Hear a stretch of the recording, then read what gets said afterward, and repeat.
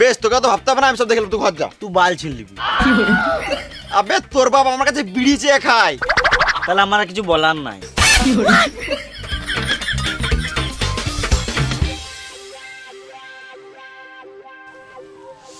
কাকা কোথায় গেলে? বাজার গেছিলে নাকি?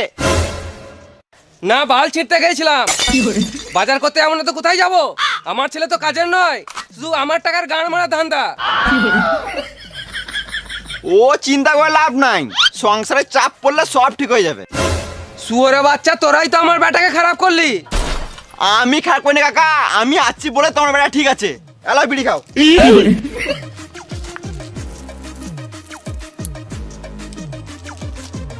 আমার ছেলে নষ্ট হয়ে গেছে, ওকে আর ঠিক করা যাবে না।